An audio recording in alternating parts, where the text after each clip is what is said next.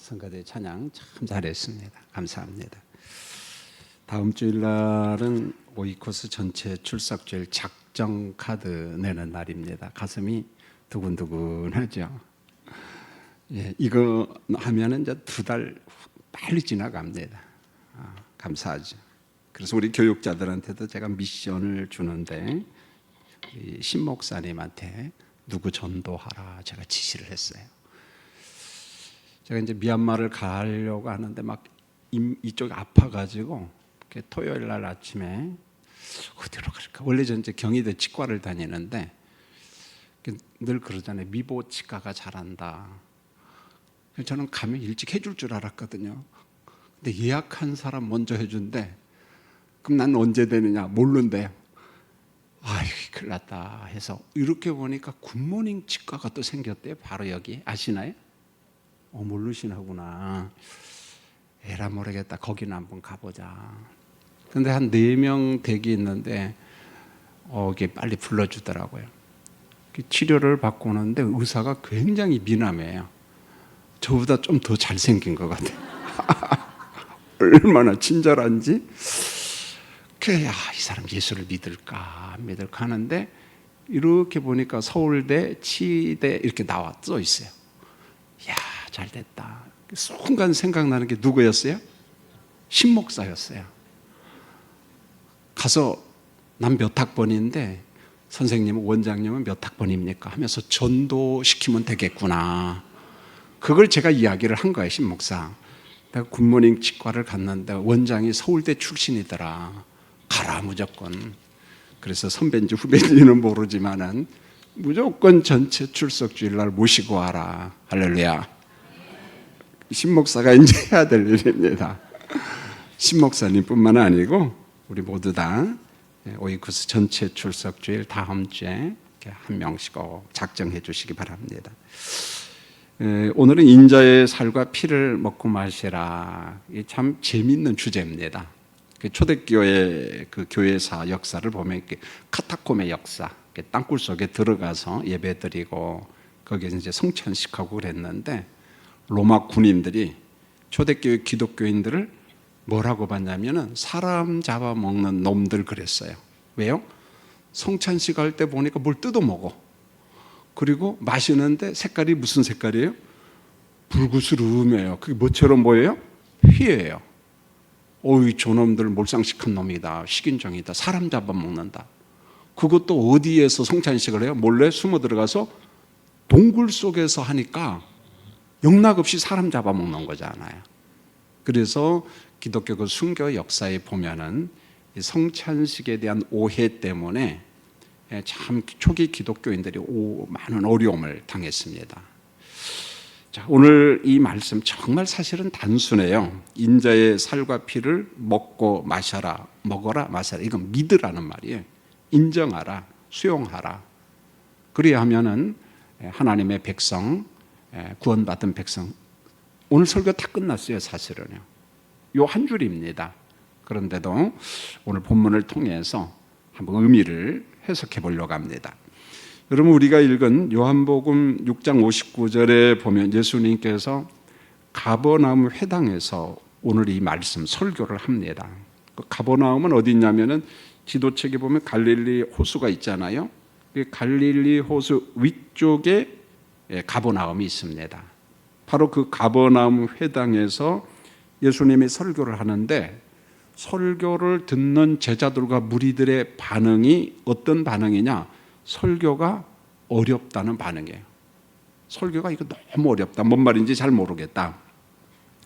본문 53절 54절에 보면은 인자의 살을 먹어라, 인자의 피를 마시라. 예수님의 설교를 들은 제자들도 이 설교의 의미, 뜻을 몰라요. 그냥 이것을 문자적으로만 이해하려다 보니까 오해를 하죠. 그리고 요한복음 6장 60절을 보면은 제자 중 여럿이 듣고 말하되 이 말씀은 어렵도다. 누가 들을 수 있느냐 한데. 그리고 이뿐만 아니라 6장 52절에 보면 유대인들은 서로 다툽니다. 여러분 이 설교 전후 분위기를 보면은 이들이 어떻게 예수님을 이해하냐면은 예수님의 말씀은 터무니없는 말씀이다. 터무니없다. 그러면서 자기들끼리 다투고 어렵다고 이야기하고 어떻게 사람이 사람의 살을 먹고 사람의 몸에서 나온 피를 마실 수 있는가? 이것은 율법의 위반이다. 그런 말입니다. 왜요? 율법에는 피를 먹으면 돼요? 안 돼요? 그러면 안 되잖아요. 그런데 예수님께서 뜬금없이 살을 먹어라 피를 마시라 그러니까 이해를 못하는 거죠. 이게 무슨 말인지를. 자, 사도 요한은 인자의 살과 피를 먹는다 이 말씀을 기록하기 전에 5,000명을 먹인 기적 기사를 기록합니다. 그 요한복음 6장 9절로 15절에 있는데 한 아이가 보리떡 5개와 물고기 2마리를 가지고 와요. 이게 보통 서민 양식이라고 우리가 종종 들었습니다. 예수님은 무리들을 잔디 위에 앉게 했어요. 우리 개념의 잔디는 아니에요. 연재 여러분 언제 한번 기회 있으면은 성지순례를 가면은 갈릴리 호수가 있고 이렇게 비스듬한 이렇게 언덕이라고 해야 될까? 사실은 산입니다. 비스듬하면 굉장히 쭉 올라가는데 설교 듣기에는 정말 좋아요. 그래서 쭉 앉아서 밑에서 예수님께서 설교하면은 그 전달이 아주 잘 되는 그런 데입니다. 보면은 그래서 잔디에 앉게 하라. 사람의 수가 5,000명 되었다고 그랬어요. 그리고 예수님이 축사한 다음에 사람들에게 떡과 물고기를 나누어 줍니다. 그리고 그들이 원하는 대로 먹게 했습니다. 배부르게 먹었다. 성경은 이걸 기록해요. 원하는 대로 먹었다. 배부르게 먹었다. 예수님의 급식, 양식을 통해 가지고 하나님의 나라의 어떤 속성을 이야기하는데 풍성함, 하나님의 나라의 풍성함을 오병이의 기적을 통해서 말씀한 겁니다. 저는 이 말씀을 접할 때마다 언젠가 제가 그 사할린의 박용석 선교사님이 심장 질환이 있어서 한번 가봐야겠다 했는데 지금도 심장으로 참 고생을 많이 합니다. 그 대구 동산병 그 계명대 부속병원이잖아요. 거기 의료 선교팀들이 가서 아마 의사 선생님 중에 장로님이 계셨던 것 같아요. 그래서 이러면 안 된다. 빨리 와라 한국으로. 그런데 선교지를 놔두고 가둘 수가 없잖아요. 그래서 제가 동기 모였으면 그 이야기를 듣고 어느 정도 아픈가 한번 가서 보는데 참 고생이 많아요. 근데 박용숙 선교사님은 그런 이야기를 해요. 사할린에는 지금은 별로 없지만은 북한에서 온 노동자가 그렇게 많았답니다. 북한에서 온 노동자. 그러다 보니까 접근하기가 참 어려운데 가끔가다 만나면은 그들이 요구하는 게 이거예요. 먹을 것 좀 주세요. 첫 마디가 그래. 그러면 이제 우리 한국 사람들은 좀 반찬도 챙기고 그러는데 반찬 필요 없다는 거예요. 밥하고 김치 하나만 있으면 됩니다. 얼마나 많이 먹는지요. 그리고 몰래 간답니다. 이게 들키면은 또 큰일 나니까. 왜냐하면 북한에 어떤 그런 감독하는 사람들이 있기 때문에 그걸 보면서 북한이 경제적으로 그 당시 참 어렵구나, 가난하구나. 그러면서 밥을 엄청 먹는 그 모습을 보면서 마음이 참 아팠다. 그런 간증을 해요. 그런데 오병이의 기적을 통해서 우리 예수님이 역사하는 게 뭐냐, 남을 만큼, 그리고 그들이 원하는 대로 배부르게 먹어라. 다이어트는 알아서 하시기 바랍니다. 일단 먹을 때는 어떻게 해요? 풍성하게 먹는 거죠. 무리들은 예수님이 행하신 기적을 보고 감탄을 해요. 여러분 요한복음 6장 14절 같이 한번 읽어볼까요? 스크린 보고 읽겠습니다. 시작. 그 사람들이 예수께서 향하신 이 표적을 보고 말하되 이는 참으로 세상에 오실 그 선지자라 하더라. 이는 세상에 오실 뭐라고요? 그 선지자. 이게 중요하거든요. 그 선지자라고 하는 말은 구약에서 예고한 모세와 다윗과 같은 지도자입니다. 모세와 다윗과 같은 지도자, 그 선지자는, 여러분 모세는 누구야? 우리가 잘 아는 것처럼 이스라엘 백성을 출애굽시키잖아요. 그리고 광야 40년을 인도한 탁월한 지도자입니다. 다윗은 어떤 사람입니까? 왕국을 건설하고 주변에 있는 영토를 엄청나게 확장을 해요. 이게 참 이스라엘 사람들에게는 대단한 겁니다. 그래서 모세, 다윗, 그리고 아브라함을 존경하는데 이게 무슨 말이냐면 유대인들이 기다린 메시아는 항상 어떤 메시아를 기다렸어요? 모세와 같은 자 혹은 또 누구와 같은 자요? 다윗과 같은 지도자를 원했어요. 그런데 이 말을 가만히 보세요. 영토 확장하는 메시아, 빵을 공급하는 메시아, 독립을 시키는 메시아를 기다렸다는 거예요. 그래서 요한복음 6장 15절을 보세요. 어떤 그림이 나오는가? 같이 한번 요한복음 6장 15절을 읽겠습니다. 시작. 그러므로 예수께서 그들이 와서 자기를 억지로 붙들어 임금으로 삼으려는 줄 아시고 다시 혼자 산으로 따라가시니라. 여러분 여기 보니까 억지로 붙들어 누구를 삼으려고 해요? 임금으로 삼으려고 했다는 거예요. 임금으로. 이게 무슨 말입니까? 지금 오병이어 기적을 행하시는 예수가 우리의 임금이 된다면은 로마로부터 무엇 할 수 있다는 거예요? 독립을 할 수도 있고 가난 속에서 벗어날 수도 있고. 그러니까 유대인들은 예수님을 보면서 어떤 메시아를 찾고 있느냐면 독립시킬 메시아, 풍성한 빵을 주실 메시아를 기다리고 있는 거예요. 풍성한 빵을 주실 메시아를 기다린 거예요. 여러분 메시아에 관한 이런 게 아니죠. 고난받는 메시아. 그러나 지도자는 사실은요 빵을 해결하는 능력이 있어야 유능한 지도자입니다. 그래요 안 그래요? 오, 말을 안 하네. 여러분 우리가 대통령을 뽑고 지도자를 뽑을 때는요 그를 통해서 국가의 번영을 기다리고 있는 거예요. 잘 살도록 하는 겁니다.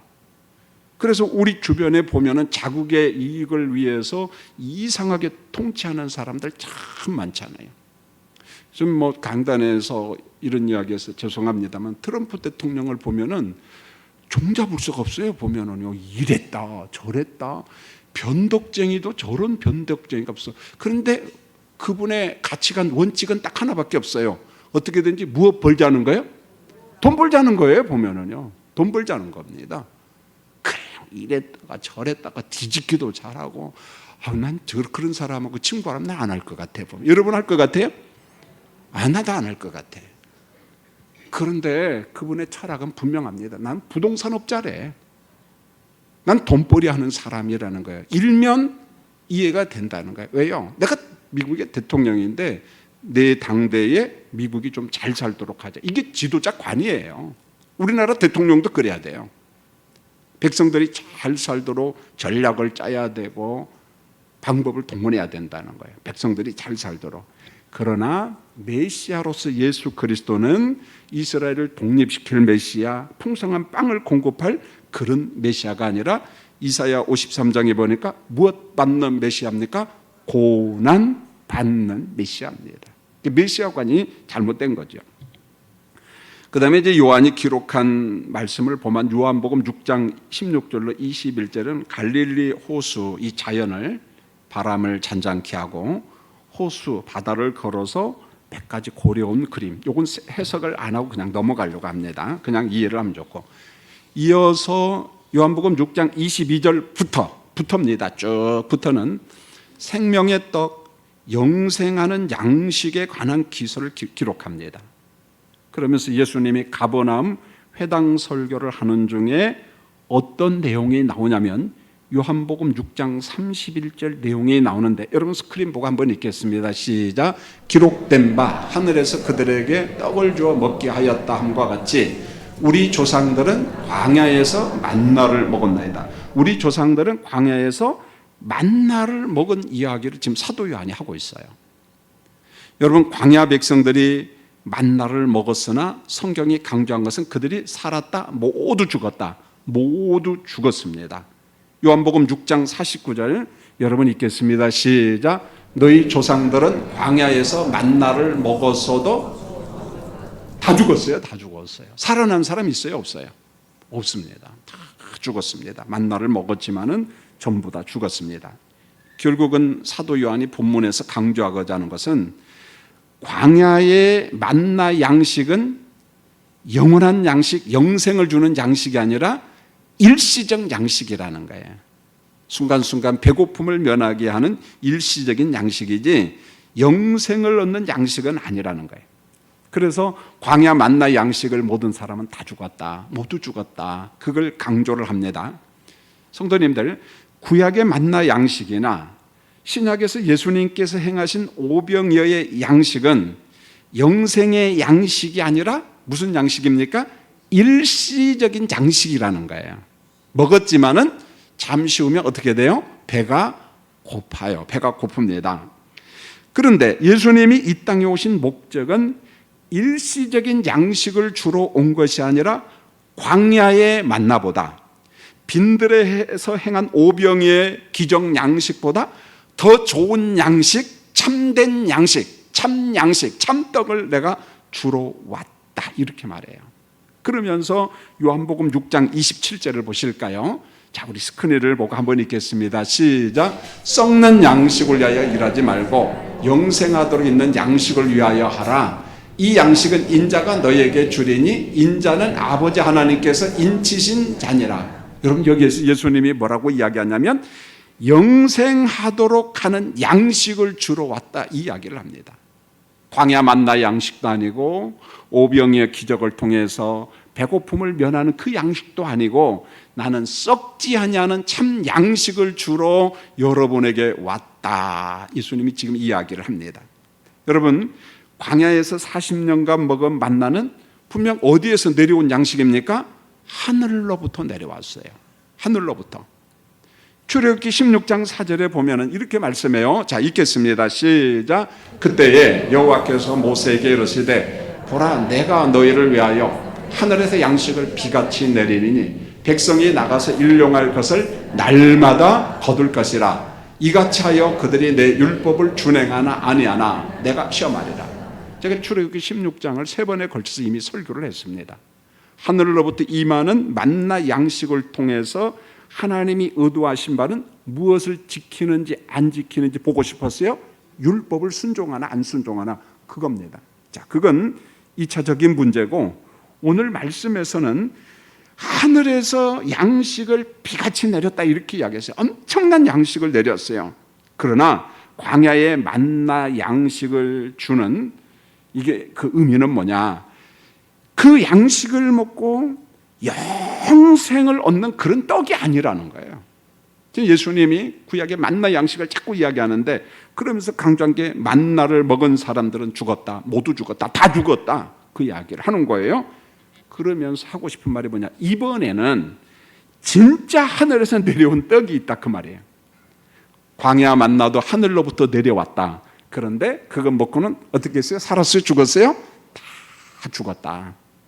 그러나 이번에는 진짜 하늘에서 내려온 떡이 있는데 요한복음 6장 33절에서 이렇게 말씀합니다. 읽겠습니다. 시작. 하나님의 떡은 하늘에서 내려 세상에 생명을 주는 것이라. 하나님의 떡은 하늘에서 내려 세상에 뭘 주려고요? 생명을 주려고. 요한복음 6장 35절을 보세요. 시작. 예수께서 이르시되 나는 생명의 떡이니 내게 오는 자는 결코 줄이지 아니할 터이요 나를 믿는 자는 영원히 목마르지 아니하라. 예수께서 이르시되 나는 생명의 뭐다? 떡이다. 자기 선언해요. 난 생명의 떡이다. 그리고 요한복음 6장 41절 같이 한번 읽겠습니다. 시작. 자기가 하늘로서 내려온 떡이라고 하심으로 유대인들이 예수해야 될 수군거려. 예수님 뭐라고요? 자기가 어디로부터 내려왔다고요? 하늘로부터 내려왔다. 여러분, 요한복음의 특징은 오래전에 요한복음 설교를 했어요. 하늘, 땅, 빛, 어둠, 대칭 구조예요. 그러니까 하늘은 뭐냐? 생명, 빛. 땅은 뭐냐? 어둠, 죄악의 속을. 그런데 말씀이신 예수님, 로고스이신 예수님은 어디로부터 내려왔다고요? 자기가 하늘에서 내려온 뭐라고요? 떡은 떡인데 무슨 떡이냐? 생명의 떡, 생명의 떡이다. 그렇게 이야기합니다. 그리고 요한복음 6장 48절에 똑같은 말을 해요. 자, 요한복음 6장 48절 시작. 내가 곧 생명의 떡이니라. 내가 곧 생명의 떡이니라. 계속해서 나는 생명이다, 그 이야기를 합니다. 여러분, 예수님의 의도가 있어요. 그 의도는 이겁니다. 나는 광야 양식, 만나 양식과 같은 일시적인 양식이 아니라 영원한 양식이다, 그런 말이에요. 예수 자체가 양식이에요. 생명의 떡이라는 거예요. 그래서 요한복음 6장 35절에서 아주 중요한 말씀을 합니다. 내게 오라. 자, 읽겠습니다. 시작. 예수께서 이르시되 나는 생명의 떡이니 내게 오는 자는 결코 줄이지 아니할 터요 나를 믿는 자는 영원히 목마르지 아니하리라. 예수께서 이르시되 나는 무슨 떡이다? 생명의 떡이다. 내게 오는 자는 결코 줄이지 아니할 터요 나를 믿는 자는 영원히 목마르지 아니하리라. 여러분, 영원히 목마르지 않는 물이 어디 있어요? 이게 요한복음 4장에서 수가성 여인도 그런 물이 있으면 누구한테 주세요? 나한테 주세요. 드디어 눈이 활짝 열려요. 자기 앞에 있는 남자가 누구인 줄 알아요? 메시아인 줄 알잖아요. 영원히 목마르지 아니하는 메시아, 생명수, 생명의 떡. 여러분, 무리들이 예수님께 오면이라는 말은 믿으면 그런 거예요. 오면 영혼의 허기, 배고픔, 영혼의 갈증을 채울 수 있다. 영원한 양식과 음료를 받을 수 있다. 누구로부터? 생명의 떡이신 생명수이신 그리스도로 말미암아. 그렇게 말합니다. 그래서 요한복음 6장 51절에서 이렇게 말합니다. 읽겠습니다. 시작. 나는 하늘에서 내려온 살아있는 떡이니 사람이 이 떡을 먹으면 영생하리라. 내가 줄 떡은 곧 세상의 생명을 위한 내 살이니라 하시니라. 이렇게 해서 나는 하늘에서 내려온 살아있는 떡이다. 사람이 이 떡을 먹으면 영생하리라. 내가 줄 떡은 곧 세상의 생명을 위한 내 살이라. 이렇게 말했어요. 나한테 오면, 예수께로 오면, 예수를 믿으면. 여러분, 우리가 세계 역사를 보세요. 우리 주변에는 성인 군자가 참 많잖아요. 근데 그들은 전부 다 영적인 갈증을 해결하기 위해서 종교를 찾았고 수양을 하고 방황을 하고 순례를 하고, 그게 바로 불교의 석가모니고, 물론 그들이 들으면 기분 나쁠지 모르지만은 사실이잖아요. 진리이신 복음 안에서 그들을 보면은 나름대로 어떤 영적인 갈증을 해결하기 위해서 고행도 하고 별별 방법을 다 했어요. 지금도 그런 사람이 있거든요, 보면은. 그래서 순례를 떠나는 사람, 고행을 하는 사람, 별별 사람이 다 있습니다. 그런데 성경은 순례자들에게 이렇게 말씀합니다. 정답을 주고 있어요. 예수 그리스도가 영적인 갈증을 해결해 준다. 내가 생명의 떡이다. 내가 생명수다. 그리고 끝내는 그렇게 말합니다. 내가 길이요, 진리요, 생명이요. 이렇게 말하는 거예요. 그러니까 요한복음 자체가 생명수, 떡, 내가 길, 내가 진리, 내가 생명, 나한테 와라. 나로 말미암아 아버지께로 간다. 그 이야기를 계속해서 하는 거예요. 우리 영혼의 갈증과 허기를 해결할 유일한 분은 누구밖에 없다? 그리스도로 말미암아. 그렇게 이야기합니다. 여러분, 여기에 믿음 교리가 있는데 반복되는 이야기입니다만은 하늘로부터 땅에 오신 생명의 떡이신 예수님을 믿는다. 이게 뭔 말이냐는 거예요. 하늘은 뭐라고 얘기했어요? 빛, 생명. 근데 하늘, 빛, 생명, 그곳에 있는 예수님이 어디 왔다고요? 땅에 왔어요. 땅은 뭐라고 했어요? 어둠, 죄악. 이 어둠과 죄악, 땅에 살고 있는 사람들이 예수님을 믿는다는 것, 떡을 믿는다는 것, 떡을 먹고 음료를 마신다, 피를 마신다는 말은 도대체 무슨 말이냐? 단순해요. 예수님이 하신 말씀을 믿고 그분이 메시아임을 인정하고 빛이신 하나님, 로고스이신 하나님, 말씀이신 하나님을 믿는 거예요. 믿는 겁니다. 믿음으로만 예수님과 연합할 수 있다. 바울 사도가 계속 강조하는 게 이거예요.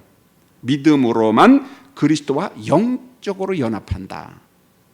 보통 이방 종교는 연합하면은 나는 사라짐. 그런데 아니요, 우리 기독교는요, 우리가 그대로 존재합니다.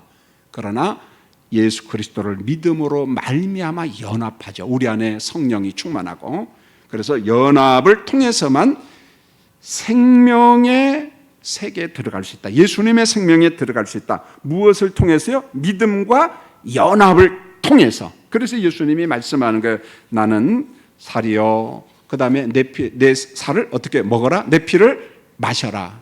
먹고 마신다는 말은 무슨 말이라고 이야기했어요? 제가 처음에 뭐라고 이야기했어요? 다 잊어버렸네. 오늘 좀 더웠죠? 믿는다는 거예요. 믿는다. 다른 거 아니에요. 그냥 수사적으로 이렇게 말할 뿐이지 예수님의 살을 먹고 예수님의 피를 마신다는 말은 믿음이에요. 믿음. 그대로 받아들인 겁니다. 자, 요한복음 6장 51절에 보면은 예수님 자신의 생명의 떡이다. 이 떡을 먹으면 영생한다. 내가 줄 떡은 내 살이다. 처음에 이야기한 걸 좀 반복해서 이야기합니다. 회당에서, 가버나움 회당에서 예수님의 말씀을 들은 유대인들이 이 말을 알았어요? 몰랐어요? 못 알아들었어요. 왜? 자꾸 문자적으로 이해를 하니까 못 알아듣는 거예요. 오히려 다투고. 그러면서 요한복음 6장 55절에 보면 이 사람이 어찌 능히 자기 살을 우리에게 주어 먹게 하겠느냐 이렇게 말합니다. 여러분, 이 생각은 당연한 거예요. 당연합니다. 어떻게 사람의 살을 먹을 수 있어요? 여러분, 먹을 수 있습니까? 못 먹어요. 못 먹습니다. 저는 지금도 죄송합니다만 연태, 우리 그때 안종성 집사님이 거기서 이제 공장을 할 때 우리 단기 선교도 가고 저도 이제 신방을 갔는데 이게 정말 좋은 거래요. 우리 안 목사님 집에 가서 이러지 마. 그게 뭐냐 그러니까 자기가 먼저 먹어요.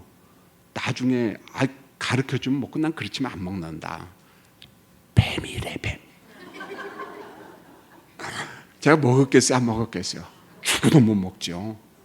못 먹겠다라고 보면 뱀도 못 먹는데 저는 그 보신탕도 그저 준비한 사람의 성의를 봐서 먹는 척합니다. 먹으면 이상하게 자꾸 화장실 가고 누구는 뭐 막 힘이 쏟는다 그런데 힘이 쭉 빠져요. 그래서 가급적이면 그것도 잘 안 먹어요 보면은. 그런데 생각해 보세요. 뱀도 못 먹고 보신탕도 못 먹는데 사람의 살을 먹을 수 있어요, 없어요? 기절초풍하는 겁니다. 왜 그러냐면은 유대인들 입장에서 이스라엘 백성들에게 신의 산 율법이 있기 때문에 사람의 피든 살이든 짐승의 피든 못 먹거든요. 먹을 수가 없는 겁니다. 그런데 예수님이 뜬금없이 내 살을 먹어라, 내 피를 마시라고 하니까 황당한 거예요. 왜요? 그것을 문자적으로 이해했다는 거예요. 문자적으로 이해하니까 이해를 못하는 거죠. 어떻게 이해를 합니까, 그것을? 그래서 제가 전자에 이야기한 것처럼 초대교회 로마 사람들이 기독교인들을 오해한 게 뭐냐, 카타콤 땅굴 속에 들어가서 성찬식을 하는데 웬 떡을 띄어 먹고 뭐 피를 갖다가 막 삼키고 하니까 저놈의 식인종이라고 한 거예요. 예수님의 제자들과 유대인들과 무리들도 예수님의 이 설교를 듣고 아무도 못 알아들었어요. 그런데 여러분은 제가 설교하는 거 다 알아들어요? 못 알아들어요? 알아듣잖아요. 괜찮아요. 알아들어요? 못 알아들어요? 그러니까 여러분들은 적어도 초대교회 12명의 제자보다 나아요? 안 나아요? 나아요. 겸손할 필요 없습니다. 사실이에요. 왜요? 우리는 성령 안에서 계시된 말씀 안에서 밝게 하는데 그 사람들은 희미하게 알았어요. 여러분요. 여러분 수지 맞은 겁니다. 할렐루야. 수지 맞는다면 꼭 돈만 줘야만이 수지 맞는 걸로 하는데 영적인 깨달음 얼마나 중요한지 몰라요. 이 깨달음 때문에 돈 얼마나 내고 학교 다니는지 몰라요. 깨달음. 여러분, 말씀의 참 뜻을 모르는 무리들에게 예수님이 재차 설교를 하는데 그 내용이 오늘 읽은 요한복음 6장 53절로 56절이에요. 여러분 같이 성경을 한번 읽어볼까요? 53절로부터 56절까지 시작. 예수께서 이르시되 내가 진실로 진실로 너희에게 이르노니 인자의 살을 먹지 아니하고 인자의 피를 마시지 아니하면 너희 속에 생명이 없느니라. 내 살을 먹고 내 피를 마시는 자는 영생을 가졌고 마지막 날에 내가 그를 다시 살리리니 내 살은 참된 양식이요 내 피는 참된 음료로다. 내 살을 먹고 내 피를 마시는 자는 내 안에 거하고 나도 그 안에 거하나니. 계속해서 예수님이 설교하는 게 뭐냐? 인자의 살을 먹어라, 인자의 피를 마셔라. 이 말을 들은 제자들과 유대인들은 불쾌했어요. 왜 불쾌했어요? 율법이 명한 금기사항을 예수님이 깨고 있거든요. 아니 어떻게 사람의 살을 먹어, 사람의 피를 마셔, 고기에 있는 피도 못 먹게 했는데 이해를 못했다는 거예요. 예수님의 말씀의 의미가 영적인 뜻인데 전혀 몰랐어요. 여러분도 그런 것 같아요. 문자적 단계에서 영적인 깊은 단계로 뛰어넘는 단계가 있는 것 같아요. 아니 그건 뭐 목사님의 천만의 말씀이야. 뭐 목사님들이라고 해서 무슨 다 영적입니까? 여러분들도 기도하면서 말씀을 읽다가 그 말씀 속에 담겨진 문자적인 의미와 영적인 뜻을 알아가는 아주 깊은 곳까지 들어가는 여러분 되기를 원합니다. 말씀을 들으면서 기도하면서 성령의 이게 무슨 뜻일까요? 가르쳐 주세요. 너희가 하나님의 생명 영생에 참여하고자 하느냐? 그렇다면 하나님이 보내신 아들 인자 메시아를 인정하라, 믿으라. 그리하면 예수 그리스도와 연합하게 된다. 예수님과 연합을 말씀하면서 예수님께서 찢기신 몸, 흘리신 피, 이것을 상징적으로 이야기를 하는 것입니다. 영적으로 그게 뭐냐면 우리가 성찬식 할 때 쓰는 떡, 그리고 성찬식 할 때 마시는 뭡니까? 포도주. 그것을 받아 먹어라, 받아 마시라. 자, 먹는다, 마신다는 말은 무슨 말일까요? 그 십자가의 예수 그리스도를 내가 그대로 고백하고 믿는 거예요. 믿으라, 믿으라, 믿으라. 그러면서 6장 요한복음 53절 인자의 살을 먹어라, 인자의 피를 마시라. 고난받으신 예수님, 십자가에 찢기신 예수님을 믿고 인정하는 거예요. 요한복음 6장 54절입니다. 내 살을 먹어라, 내 피를 마시라. 예수님의 구속사역을 인정하고 믿고 영접하는 믿음의 행위를 요구한 거예요. 믿음의 행위를 요구해요. 이걸 쉽게 말하면은 예수님은 날 위하여 죽었습니다 라고 고백하라는 거예요. 여러분 따라서 할까요? 예수님은 나를 위하여 십자가에 죽으셨습니다. 이 고백과 함께 성령께서 우리에게 눈물을 주시고 감동을 주시고 기쁨을 주시고, 눈물과 기쁨은 똑같은 거예요. 여러분 한번 물어보고 싶어요. 믿은 연수가 몇 년입니까? 예배당에 나온 지가. 언제 가장 그 십자가의 구속의 은혜에 막 눈물을 펑펑펑펑 흘리면서 울어본 적이 언제입니까? 만약에 없다면은, 한 번도 없었다면은 한번 구하세요.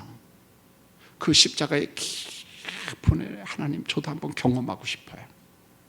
저도 한번 경험하고 싶어요. 여러분 제가 옹호하지는 않지만은 기독교 역사 가운데 보면은 이런 사람들이 있습니다. 예수님의 십자가 사건을 조금이나마 깨닫고 이해하고 싶어서 예수님이 십자가에 못 박히고 찢기신 거 저도 한번 체험하고 싶어요. 그런 흔적을 주세요. 그렇게 기도한 사람이 기독교 역사 속에 있었다니까요, 여러분요. 그리스도의 그 십자가를 좀 알고 싶어서. 여러분 언제 그런 경험이에요? 그게 없이 10년, 20년 계속 지나가니까 덤덤해, 무덤덤해. 이게 지금 우리의 아픔이잖아요. 연수의 자랑은 엄청나게 하는데 그 속에 감사와 감격은 없다는 거예요. 여러분 제가 보네프 이야기를 한 번 또 합니다. 수없이 들었어요, 김 목사한테. 전 너무 좋아해요. 10월달에 있을 산상교훈 설교를 하고 영성 새벽 기도회 때 제가 텍스트를 한 4개를 정했어요. 보네프의 나를 따르라, 제자도, 헤르만 미델보스, 네덜란드 학자잖아요. 뭐 그러면서 몇몇 사람 읽고 또 읽는데 도대체 몇 번 읽었는지 모르겠어요. 그런데도 제게 새록새록 은혜를 주는 것은 이겁니다.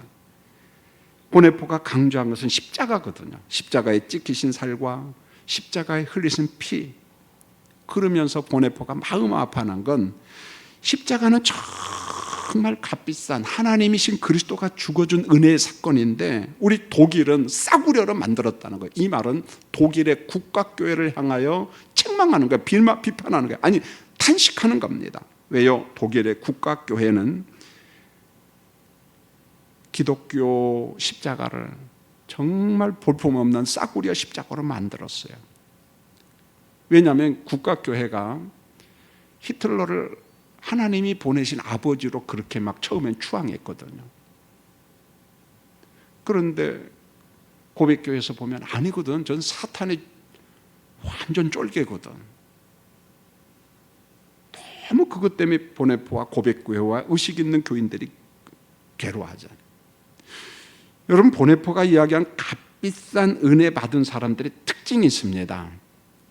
그 사람은 한마디로 얘기하면 산상교훈처럼 사는 거예요. 성령과 십자가 안에서 산상교훈 말씀대로 사는 제자, 이게 바로 십자가의 은혜를 아는 사람들이에요. 이때 강조한 게 회개하는 사람, 십자가의 은혜를 아는 사람, 내 죄를 회개해. 그리고 회개와 함께 내가 받은 은혜에 감격하는 거예요. 나 같은 자를 구원하시다니, 나를 위해서 죽어?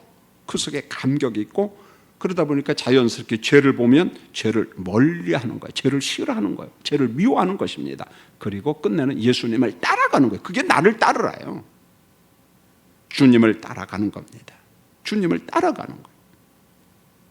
이제 의의 백성된 우리가 할 일은 뭐냐? 구원받은 백성들 우리가 할 일이 뭐냐? 십자가에서 찢기신 예수님의 살과 흘리신 피를 실제 생활에서 실천하는 거예요. 실제 생활에서.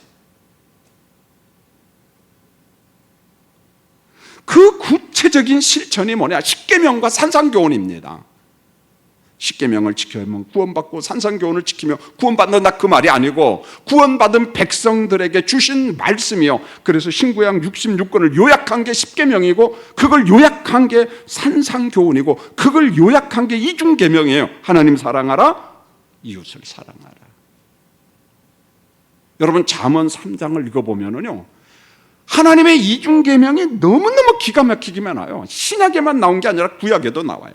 하나님 사랑하라, 이웃 사랑하라. 제가 요즘에 주일 설교를 위해서 요즘 시편 설교하잖아요. 이제 끝나면 제가 잠언 설교하려고 잠언 3장, 4장, 5장을 준비해 가는데 얼마나 기가 막힌 이중계명이 나온지 몰라요. 하나님을 사랑하라. 정말 구체적입니다.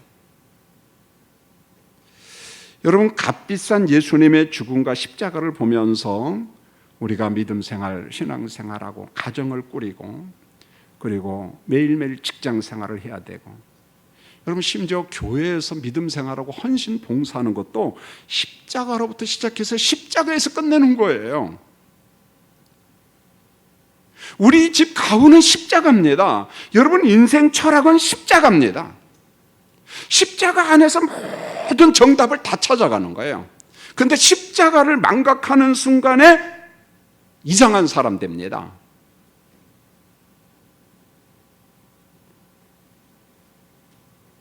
여러분, 바울이 로마서에서 강조하는 핵심이 뭐냐? 나는 죽고 내 안에 그리스도만이 살고. 그 갈라디아 2장 20절도 똑같은 말이잖아요. 나는 죽고 내 안에 십자가에 그리스도만 사는 거예요. 십자가가 내 인생의 주인이라는 거예요. 예수님이 말씀합니다. 나를 따르라 했을 때 다른 것 아니에요. 십자가 지라는 거예요. 십자가 지라. 그리고 이런 질문을 던져야 돼. 매일 예수님이라면 지금 어떻게 할까? 예수님이라면 어떻게 할까? 바로 그런 거예요. 예수님이라면 어떻게 할까? 그래서 우리가 일하기 전에 십자가를 2번도 좋고 3번도 좋고 한번 묵상해 보는 거예요. 십자가 묵상하는 거예요. 이제 말씀을 맺겠습니다. 오늘 설교는 길었지만 내용은 단순해요. 내 살을 먹어라, 내 피를 마셔라. 먹고 마시는 것은 단순하니 뭡니까? 십자가의 그리스도를 믿는 거예요. 인정하는 거예요. 수용하는 겁니다. 아멘 하는 거예요. 여러분, 오늘 예배 마치고 집에 돌아가는 그 시간까지라도 예수님이라면 어떻게 했을까? 나는 죽고 그리스도만이. 그리고 혹시 길을 건너야 되는데 횡단보도를 갈까 말까 막 그러잖아요. 신호단이. 그럴 때 얼른 그래요. 예수님이라면 불법을 할까? 안 할까? 그러면 그럴게요. 예수님 불법하라. 그럼 가세요. 근데 가지 말라. 그러면 어떻게 해요? 가지 마시고. 가지 마시고. 쉬운 게 아니에요. 순간 망각해버립니다. 순간 망각합니다. 제가 어제 제 아내가 미장원회를 갔다 왔어요. 그러면 머리를 손질했잖아요. 그럼 뭐라고 해야 됩니까? 야, 멋있다 해야 되는데 했겠어요? 안 했겠어요? 당연히 안 했죠. 근데 저도 이발소를 어제 갔다 왔어요. 근데 제 아내는 여보 머리 했네. 와, 제 아내가 성령 충만한 사람입니까? 김 목사가 성령 충만한 사람입니까? 제 아내가 이겁니다. 그래서 남편들이요, 오늘 집에 가서 아내 뭘 봐라? 머리를 봐라. 손질했으면 예쁘다. 아내들이요, 남편이 머리 손질을 하고 왔으면 한마디 해주세요. 그것도 머리냐? 어디서 깎았어? 그러지 마시고 어떻게 해요? 예쁘다. 이게 바로 보네포가 이야기한 십자가의 삶입니다. 어렵게 생각하지 마시고. 오늘 성가대 찬양 감사합니다. 여러분 찬양할 때도 뭘 생각하고? 십자가 생각하고. 이게 습관화가 되면 참 좋아요. 참 좋습니다. 아무쪼록 오늘 설교 어렵지 않습니다. 그러나 제자들은 이 설교의 의미를 몰랐어요. 여러분은 제자들보다 수지 맞은 사람들입니다. 할렐루야. 제가 교회 소식 전할게요.